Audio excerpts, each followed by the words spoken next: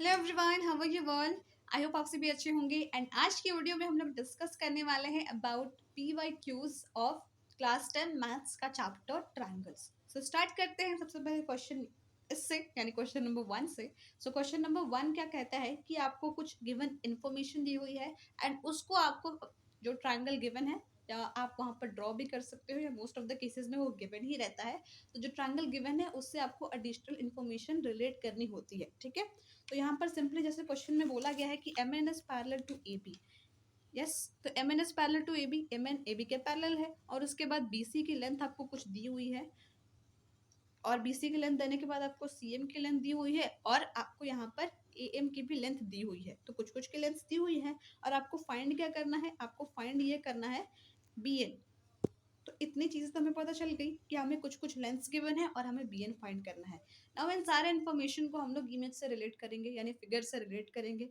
तो हमने फिगर से रिलेट करके कुछ कुछ इंडिकेट कर दिया कि हाँ इतनी इतनी चीज़ें दी हुई है और यहाँ से यहाँ तक की लेंथ ऐसी है। अब इसके आगे क्या करेंगे, क्वेश्चन में हमें बी एन फाइंड करना है। तो सबसे पहले बी एन पार्ट को ढूंढेंगे कि बी एन आपका यहाँ है तो ये एक्स हो गया।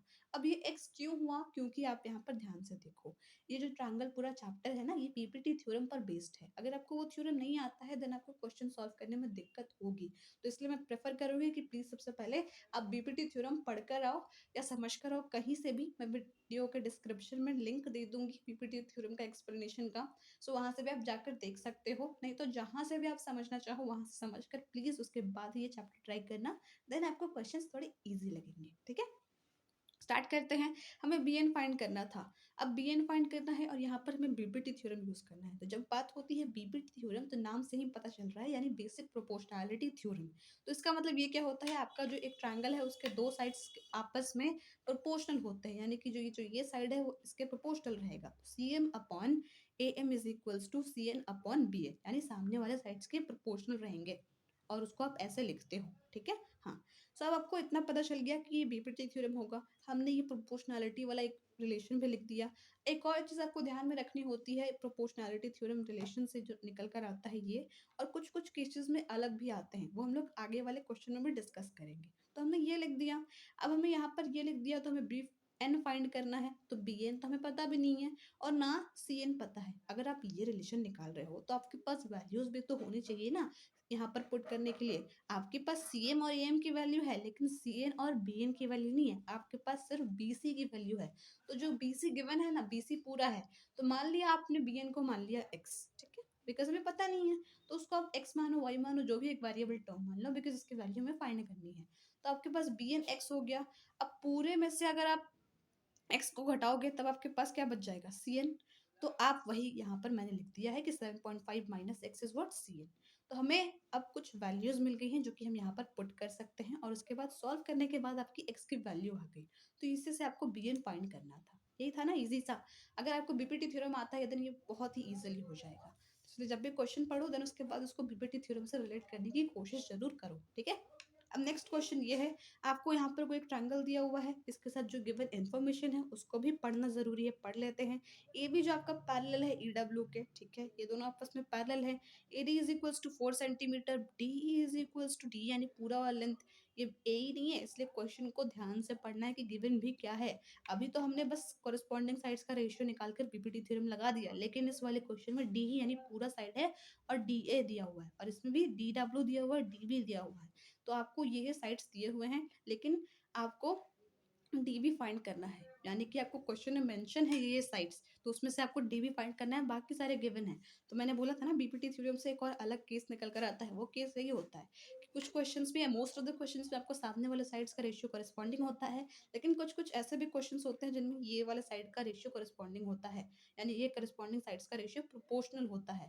That is what D E, यानी इसका पूरा लेंथ अपॉन इसका पूरा लेंथ, वो अपॉन में नहीं करते हैं। मान लो आप ये साइड की बात कर रहे हो तो डी ई अपॉन जो गिवन है ए डी इस केस में is equals to D W upon D B. तो ये करना होता है, देन क्वेश्चन में वैल्यू पुट करो आपको आंसर आ जाएंगे। अब उसके बाद नेक्स्ट में क्या करना है कि आपको एक और ट्रायंगल दिया हुआ है, ये ट्रायंगल में भी कुछ गिवन इन्फॉर्मेशन है, जैसे कि ये आपको ए डी दिया हुआ है और उसके बाद बी डी दिया हुआ है, फिर ए ई दिया हुआ है, फिर ई सी दिया हुआ है, यानी सी ई। आई होप इट विजिबल होगा, एक सेकेंड। हाँ, सो यस, यहाँ पर मैंने जैसे बोला कि आपको पहले साइट्स देखने हैं, साइट से पता करना है कि कौन सा रिलेशन यूज होगा। यहाँ पे साइट्स देखकर पता चल रहा है कि आपको करस्पॉन्डिंग साइट्स वाला रेशियो ही यूज होगा। तो यानी कि AD upon BD is equals to AE upon EC, ये आपको रिलेशन यूज करना होगा। और जो भी वैल्यूज है उनको सिंपली पुट करना है, क्रॉस मल्टीप्लाई करना है, आपको आंसर आ जाएगा। अगर ये आपको दिक्कत हुई इसको करने में तो प्लीज मुझे कमेंट से बताना, मैं इसको ट्राई करूंगी आपको सॉल्व करने की, ठीक है। ये मैंने आपको होमवर्क दिया एज इट इज। अब उसके बाद इसके आगे क्वेश्चन क्या है, आगे का क्वेश्चन ये है कि आपको यहाँ पर दिया गया है इस क्वेश्चन में आपको सबसे पहले तो क्वेश्चन पढ़ना है। कोई भी क्वेश्चन हो प्लीज़ उसको पढ़ना ज़रूर, एंड पढ़कर छोड़ मत देना। जब आपके पास टाइम बचेगा पेपर लिखने के बाद या क्वेश्चंस हो जाएंगे, जो जो आए हैं वो हो जाएंगे, तब उसके बाद उधर माइंड ज़रूर लगाना, उसकी उतनी स्पेस छोड़ देना। बिकॉज अगर आप क्वेश्चन छोड़ोगे ना तो आपको कुछ मार्क्स ही नहीं मिलेंगे और उससे डर भी लगेगा। अगर आप कुछ ट्राई करके आओगे तो कुछ समझ में भी आएगा कि हाँ ये मैंने किया था, ये गलती हो गया, या कुछ मार्क्स भी मिल जाएंगे। तो सिंपली क्वेश्चन को पढ़ना जरूरी है, उसको ट्राई जरूर करना है। तो वैसे ही हम लोग अभी यहाँ करेंगे। तो इस क्वेश्चन में आपको दिया हुआ क्या है, बोला क्या गया है और प्रूफ क्या करना है वो मैं बता देती हूँ। जैसे बोला ये गया है कि आपके पास एक ट्रेपीजियम है, आपने एक लाइन ड्रॉ करी, ट्रेपीजियम के पैरेलल राइट्स ट्रेपीजियम के पैरेलल साइड्स के अलोंग एक और पैरेलल लाइन ड्रॉ करी, जो कि पैरेलल लाइन होगी ट्रेपीजियम के पैरेलल साइड्स के पैरेलल। तो इसमें कंफ्यूज नहीं होना, सिंपली देखो ट्रेपीजियम ये होता है, आपको ये फिर खुद बनाना होगा। इसमें जो पैरेलल साइड्स होते हैं ना ये, तो पैरेलल साइड्स कौन होते हैं, AB और CD ट्रेपीजियम में पैरेलल साइड्स होते हैं, ठीक है। हमें पता चल गया AB और CD आपके पैरेलल साइड्स होते हैं।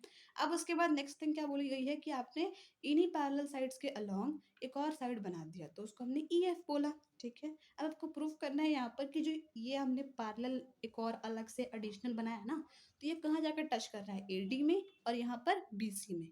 तो आपका AD और BC तो नॉन पैरेलल होगा, बिकॉज ट्रेपीजियम में सिर्फ AB और CD ही पैरेलल होते हैं, ये दोनों तो नॉन पैरेलल होते हैं, यानी पैरेलल होते ही नहीं है। तो जब आपने ये अलग से लाइन ड्रॉ की, देन ये जो आपका ये वाला लाइन है AD और BC, ये आपस में प्रोपोर्शनैलिटी शो करे, ठीक है। यानी कि AE upon ED is equals to BF upon FC, आपको ये प्रूफ करना है। प्रोपोर्शनैलिटी मीन्स व्हाट, आपका ये वाला साइड इस साइड के प्रोपोर्शनल होना चाहिए, ठीक है। तो ये अपॉन ये is equals to BF upon FC, ठीक है। यही करना था। तो इसको कैसे करेंगे, यहाँ पर आपको थोड़ा कंस्ट्रक्शन का भी यूज करना होगा। पहले तो देखो जब भी आपका प्रूविंग क्वेश्चन आए ना, ये भी पीछे की तरफ नहीं जाते हैं, देन आपको कुछ चीज़ें एक फॉर्मेट में लिखनी होती है। पहले तो गिवन करके जो गिवन इन्फॉर्मेशन है, देन क्या आपको प्रूफ करना है वो लिखना होगा। प्रूफ क्या करना है वो तब समझ में आता है जब क्वेश्चन को ध्यान से पढ़ते हो, ठीक है। तो यहाँ पर जैसे हमने निकाला है कंक्लूजन की AE upon ED is equals to BF upon FC, हमें प्रूफ करना है। अब उसके बाद यहाँ पर हमें क्वेश्चन में अगर कुछ कंस्ट्रक्शन की जरूरत पड़ती है तो हम लोग यहाँ पर कंस्ट्रक्शन, ये मैंने शॉर्ट में लिखा है, आप चाहो तो पूरा भी लिख सकते हो, वो लिख देते हैं और क्या कंस्ट्रक्शन किया है वो मेंशन करते हैं। तो हमने AC को ज्वाइन किया है, कंस्ट्रक्शन वाली लाइन हमेशा डॉटेड लाइन होनी चाहिए, ये बात तो बिल्कुल ध्यान रखना। ओके, अब उसके बाद प्रूफ लिखते हैं, यानी आप अपना सोल्यूशन कंटिन्यू कर रहे हो, स्टार्ट कर रहे हो। प्रूफ, यहाँ प्रूव है B है और यहाँ पर F है, तो ये बात ध्यान रखना, B वाले को पहले लिखते हैं, F वाले को बाद में लिखते हैं। अब यहाँ पर हमें ये प्रूफ करना है, तो वो कैसे करेंगे, वो करने के लिए हमने यहाँ पर कंस्ट्रक्शन किया। क्यों कंस्ट्रक्शन किया वो अभी बताते हैं, बिकॉज ये अब देखो ये फिगर दो ट्रायंगल्स में बट गया, यानी ADC ट्रायंगल और ABC ट्रायंगल, ठीक है। आपका ये दोनों ट्रायंगल में बट गया ये फिगर।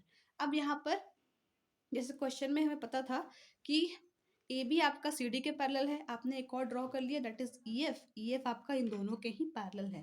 तो यहाँ पर जो AC है वो EF से भी क्रॉस हो रहा है, तो EF से जिस पॉइंट पे क्रॉस हो रहा है उस पॉइंट को हमने P नाम दे दिया।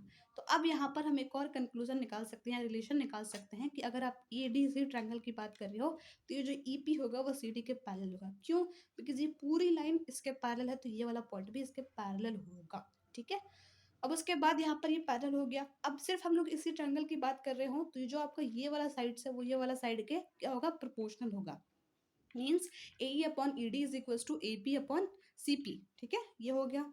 ये कहाँ से आया, बेसिक प्रोपोर्शनलिटी थ्योरम, कि अगर कोई लाइन एक दूसरे के पैरेलल होंगे देन उन दोनों साइड, वो दोनों साइड्स आपस में क्या होंगे, बेस प्रोपोर्शनल होंगे, ठीक है। तो ये आपको याद रखना होगा कि अगर जहाँ पर भी आपको पैरेलल दिख गया, ये एक और मेजर पॉइंट है समझने के लिए कि जहाँ पर भी आपको पैरेलल दिख गया देन वो दोनों साइड्स आपस में प्रोपोर्शनल हो जाते हैं। तो ये साइड्स प्रोपोर्शनल हो गए, तो वही हमने लिख दिया। अब उसके बाद ये कहाँ से आया वो भी आपको मेंशन करना बहुत ही ज़रूरी है, that is from BPT theorem. अब वैसे ही से हम लोग इस वाले ट्रायंगल में करेंगे, ABC ट्रायंगल में। अब ABC ट्रायंगल में आपका ये कौन सा पॉइंट है, FP, तो ये FP भी आपका AB के पैरेलल हो जाएगा। क्यों, क्योंकि ये पूरी लाइन इसके पैरेलल है, तो ये FP भी इसके मीन्स ये पूरी लाइन आपकी इसकी पैरेलल है और ये उसका पैरेलल है, तीनों लाइन आपस में पैरेलल है। ज़्यादा कंफ्यूजन नहीं करना यहाँ पर होता है, बट सिंपली ये समझना है कि तीनों लाइन आपस में पैरेलल है, तो यहाँ पर जो क्रॉस सेक्शन यानी इंटरसेक्शन हो रहा है, तो ये जो कट लगा, ये जो पार्ट हुआ वो ए बी के भी पैरेलल होगा। ठीक है, तो आपका एफ भी पैरेलल हो गया ए बी के। सो यहाँ पर जैसे मैंने पहले बताया था कि जहाँ पर भी आपको पैरेलल दिखे, सिंपली ये समझ जाना है कि उन ट्रायंगल के दो साइड्स आपस में प्रोपोर्शनल हो जाएंगे, तो वही प्रोपोर्शनलिटी रेशियो आपको लिख देना है। अब उसके बाद यहाँ पर आप देखो, इस साइड का जो आया था प्रोपोर्शनलिटी और इस साइड का आया था, यानी आपने किया ना अभी ये ट्रायंगल और ये ट्रायंगल, उसको अलग अलग डील किया, लेकिन इन दोनों ट्रायंगल में कौन सा साइड आपका कॉमन था, ये वाला, तो ये आपस में कैंसल आउट हो जाएगा, जो बचेगा ये और ये, तो यही फाइनली प्रोपोर्शनल हो गया। तो इसी को आप ऐसे लैंग्वेज में लिख देते हो फ्रॉम इक्वेशन 1 एंड 2, ये आपका प्रोपोर्शनल हो गया, यही आपको प्रूव करना था। I hope it's clear. ना चलते हैं आगे क्वेश्चन पर, और ये अगला क्वेश्चन बहुत ही ईजी है लिटरली। तो इसको कैसे करेंगे, सिंपली वही पैरेलल वाला इक्वेशन समझ करके, जहाँ पर भी आपको पहले पैरेलल दिया हुआ है, आपको एक बात समझ लेनी है ये कि देखो वो आपका पैरेलल है, तो वहाँ पर बेसिक प्रोपोर्शनैलिटी थ्योरम लगेगा ही लगेगा। तो आपको कुछ गिवन ऐसा फिगर है, इसमें कंफ्यूज नहीं होना है, सिंपली ये समझो क्वेश्चन में गिवन क्या है और प्रूफ क्या करना है, और वो होगा कैसे। D E is parallel to O Q, यानी डी ई और ओ क्यू आपस में पैरेलल है। तो अगर आप ये वाला ट्रायंगल देखोगे पी ओ क्यू, तो इसमें ये कुछ रिलेशन बनाएंगे, ठीक है। अब उसके बाद D F is parallel to O R, तो इस वाले ट्रायंगल को देखो और इसमें ये दोनों भी कुछ रिलेशन बनाएंगे, यानी ये वाला साइड इसके प्रोपोर्शन होगा, ठीक है। अब उसके बाद आपको प्रूफ करना क्या है कि E F is parallel to, यानी E F is parallel to Q are.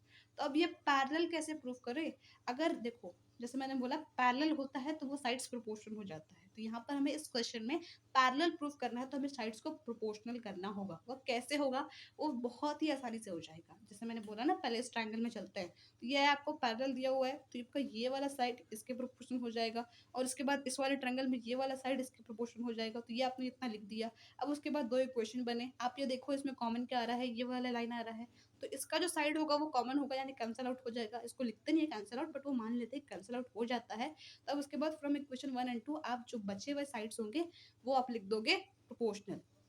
अब ध्यान से देखो बचे वाले साइड्स कौन से हैं बचे हुए, that is P upon Q is equals to P F upon F R, P upon Q is equals to P F upon F R. तो ये क्या हो गए, ये वाला साइड आपस में प्रोपोर्शनल हो गया। तो अगर ये प्रोपोर्शनल है तो इसके एडजॉइनिंग साइड्स कौन से हैं, ये और क्यू आर, तो ये दोनों क्या हो गए आपस में पैरेलल। अगर साइड्स प्रोपोर्शनल है तो उसके एडजॉइनिंग साइड्स आपस में पैरेलल हो जाते हैं। ये कौन सा थ्योरम कहता है, आपका converse of BPT theorem. BPT कहता है कि अगर पैरेलल है तो वो प्रोपोर्शनल हो गया, लेकिन वही उल्टी बात करेंगे, मतलब पैरेलल करना हो प्रोपोर्शनैलिटी को, तो आपका वो कन्वर्स ऑफ बीपीटी कहता है, यानी उल्टा। सिंपल, उसमें ज़्यादा कंफ्यूज नहीं होना। अगर साइड्स प्रोपोर्शनल है तो वो पैरेलल हो जाएंगे, किसकी वजह से, कन्वर्स ऑफ बीपीटी थ्योरम की वजह से। नाउ दिस क्वेश्चन, यहाँ पर आपको कुछ दिए हुए हैं, इसका सोल्यूशन कुछ नेक्स्ट पेज में है, just wait for a while. हाँ, तो ये क्वेश्चन कुछ आपका ऐसा है, इसका फिगर मैंने यहाँ बनाया है। तो देखो आपको इस क्वेश्चन में मैं बता देती हूँ क्या क्या चीज़ें गिवन है, कि आपका जो ए डी है वो बी ई के बराबर है, और क्या दिया हुआ है कि आपका जो ई क्यू है ना, E Q is parallel to what, A C, A C के पैरेलल है। कुछ कुछ गिवन इन्फॉर्मेशन दी हुई हैं, और उसके बाद आपको एक और गिवन इन्फॉर्मेशन दी हुई है कि जो डी पी है वो बी सी के पैरेलल है। डी पी, डी है ये, D P is parallel to B C. आपको प्रूफ क्या करना है कि जो आपका पी क्यू है वो ए बी के पैरेलल हो, ठीक है। तो ये सारी बातें हमने समझ ली, अब इसको थोड़ा डिटेल में डिस्कस करते हैं, कैसे, चलो यहाँ पर डिस्कस करते हैं। और ये बहुत ही ईजी है, प्लीज तुम्हें घबराना नहीं। आपको कुछ एक फिगर गिवन है, आपको बताया गया कि ये जो बी ई और ए डी है ना वो आपस में इक्वल है, आपस में मतलब इन दोनों की वैल्यू इक्वल है। क्वेश्चन में क्लियरली गिवन है कि A D is equals to B, ठीक है। तो ये गिवन इन्फॉर्मेशन है, इसलिए आप सारी गिवन इन्फॉर्मेशन को पहले लिख लेना अपने आंसर शीट में, तब उसके बाद सोल्यूशन स्टार्ट करना, ठीक है। अब आपको एक और चीज़ क्या दी हुई थी कि ई क्यू आपका पैरेलल है ए सी के। तो जब ई क्यू ए सी के पैरेलल है तो हम डील क्या करेंगे, ये बड़े वाले ट्रायंगल ए बी सी में, कि आपका ए ई नहीं B E upon E A is equals to B Q upon Q C, क्योंकि आपका ये ई क्यू और ए सी पैरेलल है, तो उनके साइड्स को हम प्रोपोर्शनल कर देंगे, लिख देंगे। तो पैरेलल से हम प्रोपोर्शनैलिटी लिख सकते हैं ना, तुमने बस वही किया। तो ये आप एक जगह लिखोगे। एक और चीज़ गिवन थी, दैट इज कि आपका जो ई क्यू है वो ए सी के पैरेलल है, वो तो हमने डिस्कस कर लिया। एक और क्या था, D P is parallel to B C, D P is parallel to B C. तो डीपी ये हो गया और बीसी ये हो गया। जब ये पैरेलल हैं तो आप इनके साइड्स को प्रोपोर्शनल में लिख सकते हो, that is what AP upon PC is equals to what AD upon BD. आपने ये इतना लिख दिया। सो आपके पास यहाँ पर दो चीज़ें आई। पहले वाले केस में तो आपने ये लिख दिया बीपीटी थ्योरम से, ठीक है, लेकिन सेकंड वाले केस में जब आपने ये लिखा AD upon BD is equals to AP upon PC, तब आपको कुछ यहाँ पर चीज़ें करनी हुई, कुछ चीज़ें खुद से ऐड करनी होंगी। वो क्या है वो अभी बताती हूँ मैं। देखो यहाँ पर हमने वो तो लिख दिया डीपी अपॉन डीपी पैरेलल है बीसी के, तो डीपी पैरेलल बीसी, तो सिंपली इनके साइड्स प्रोपोर्शन हो जाएंगे, यानी छोटा साइड छोटा साइड, बड़ा साइड बड़ा साइड, तो AP upon PC is equals to AD upon BD। हमने बस इतना लिख दिया, इसमें कुछ कंफ्यूजन नहीं है।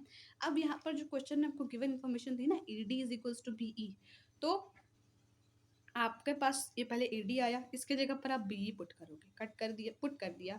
अब बीडी, यहाँ पर बीडी को थोड़ा तोड़ना होगा। क्यों तोड़ना होगा? क्योंकि इसके लिए आपको सबसे पहले समझना होगा कि हमें क्वेश्चन में प्रूफ क्या करना है। क्वेश्चन में प्रूफ करना है P Q is parallel to A B, यानी पी क्यू कहाँ है, P Q is parallel to A B, तो पी क्यू ए बी के पैरेलल कब होगा, जब C P upon P A is equals to C Q upon Q B होगा। तो यहाँ पर हमारा फर्स्ट केस में C Q upon B Q ये वाला तो आ रहा है, लेकिन सेकंड केस में ये जो हमें क्या लाना है, ये C P upon P A ये भी आ रहा है हमें।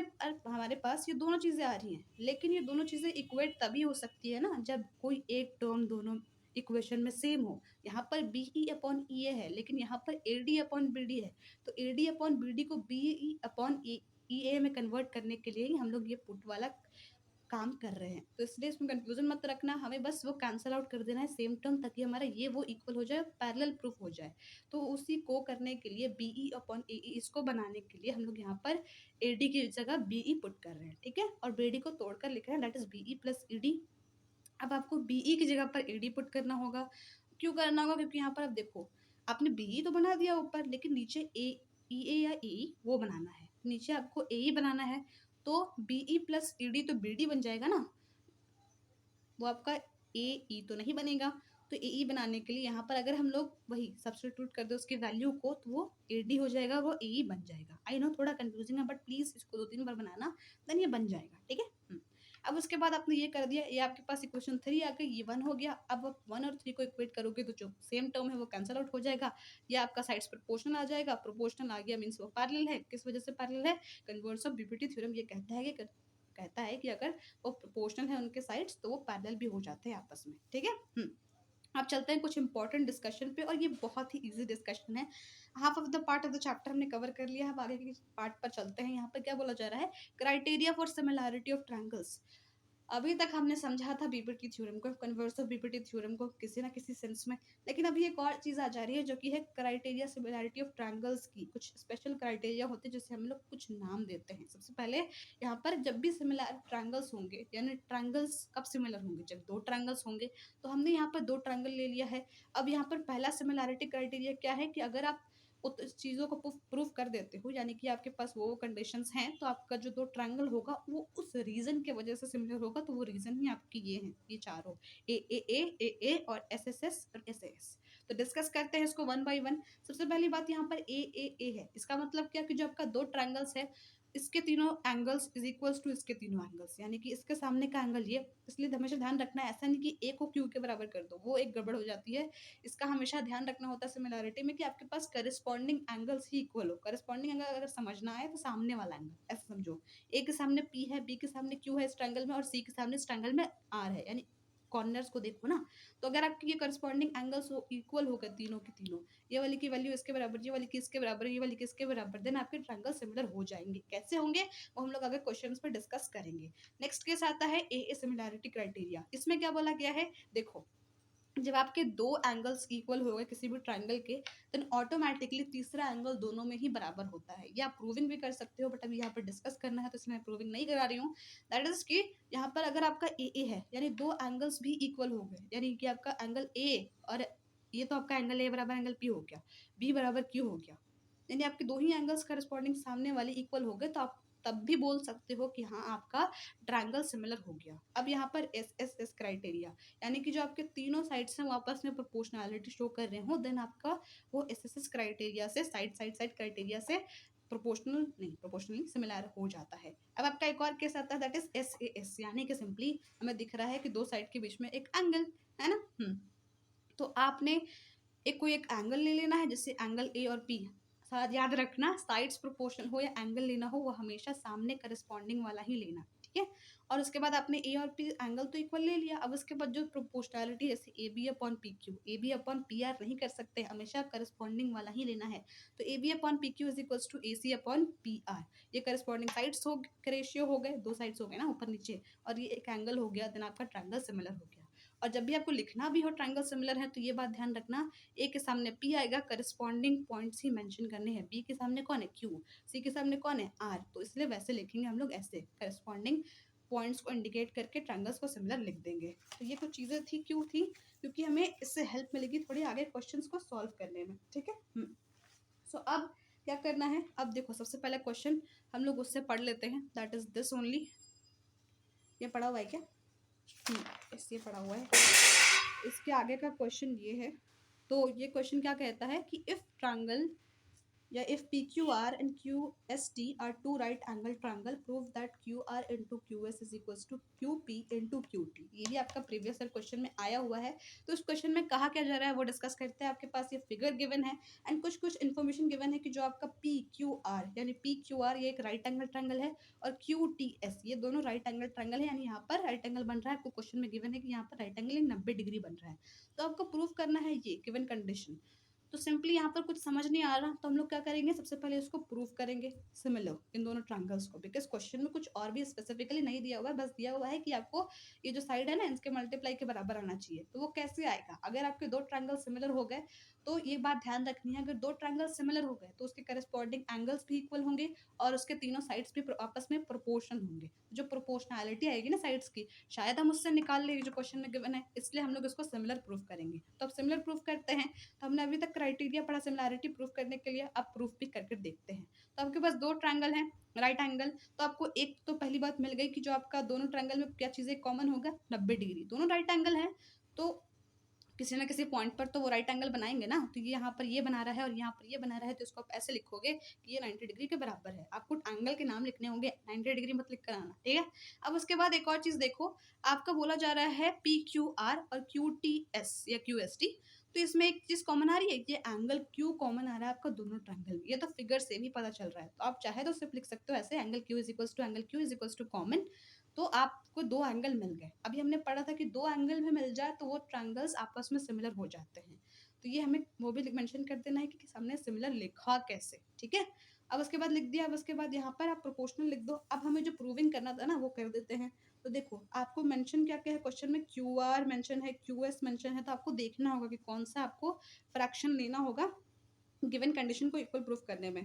तो आपको ये वाली, आई थिंक ये वाली लेनी होगी। हाँ, पहला तो फ्रैक्शन है ना वो लेना होगा। तो QS is equals to QR upon ST। तो QR इंटू QS यानी ये मल्टीप्लाई होगा। So PQ into ST is equals to QR into QS। यही आपको प्रूफ करना था। आपने जो ये साइड्स प्रोपोर्शनल लिखे, यहाँ पर आप एक और रीज़न मेंशन कर सकते हो कि ये CPCT नहीं CPST। CPCT हम लोग corresponding part of congruence triangle लिखते हैं, लेकिन यहाँ पर सिमिलर है तो corresponding part of similar triangle से इक्वल हो गए, वो लिखना होता है, ठीक है। अब चलते हैं नेक्स्ट क्वेश्चन की तरफ। नेक्स्ट क्वेश्चन क्या कहता है कि देखो आपको फिगर गिवन है, आपको दिया हुआ है कि कुछ साइड्स प्रोपोर्शनल है। क्या क्या प्रोपोर्शनल है वो देखो पहले। QR अपॉन QS, ठीक है।